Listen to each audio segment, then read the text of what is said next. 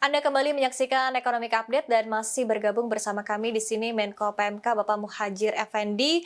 Bapak Muhadjir, kita lanjutkan kembali diskusi kita. Kalau tadi kita sudah membahas terkait dengan bagaimana langkah-langkah yang dilakukan oleh pemerintah di tengah pandemi COVID-19 dan juga ketidakpastian ekonomi secara global. Dan di sini kita akan membahas lebih dalam terkait dengan stunting sendiri, di mana stunting ini menjadi perhatian dari Presiden Joko Widodo jauh sebelum pandemi COVID-19.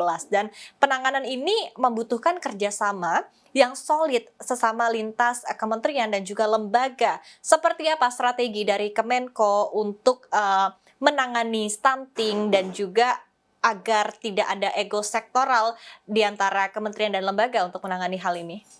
Ya, koordinasi itu memang salah satu problem ya, bukan hanya dalam penanganan stunting. Semua penanganan yang membutuhkan penanganan lintas kementerian dan lembaga itu merupakan problem tersendiri dan cara penanganannya juga butuh cara-cara yang sendiri juga, termasuk stunting. Stunting ini sebetulnya sudah diinisiasi oleh pemerintah Pak Jokowi dulu waktu Jokowi JK maupun Jokowi Ma'ruf Amin sekarang ini. Ya. Hanya memang kemudian mendapatkan perhatian yang cukup luas ketika periode kedua ini, gitu ya.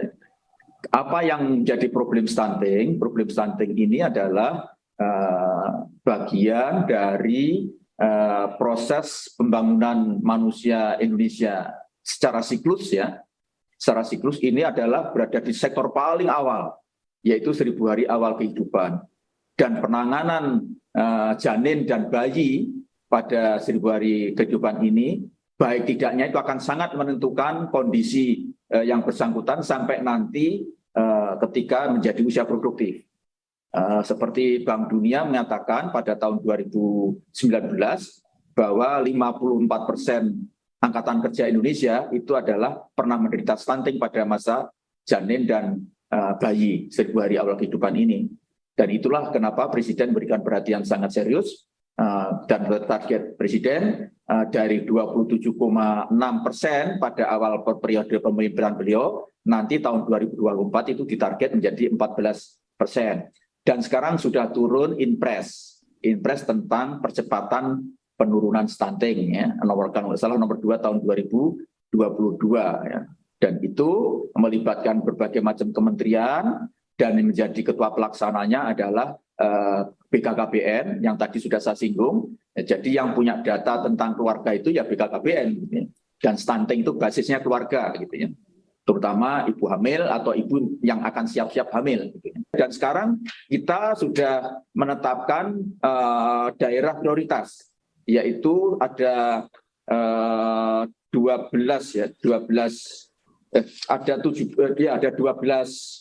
wilayah provinsi yang kita kategorikan stunting, yang perlu penanganan, yaitu angka stunting yang absolut dan angka stuntingnya yang prevalensi. Ya.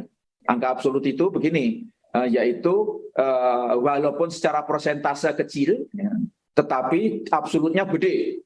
Kenapa? Karena jumlah penduduknya sangat besar, terutama di Jawa. Kemudian ada yang prevalensinya tinggi, walaupun sebetulnya jumlahnya tidak banyak, terutama di luar Jawa.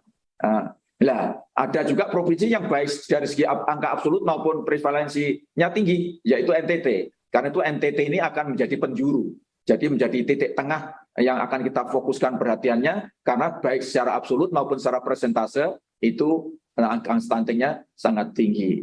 Nah, ini memang kita perlu melibatkan kementerian-kementerian, dan yang tidak kalah penting intervensinya di samping intervensi yang sifatnya itu sensitif, tapi juga ada intervensi yang non sensitif, ya. Terutama berkaitan dengan kesehatan, tapi juga berkaitan dengan keadaan lingkungan, misalnya sanitasi, ya.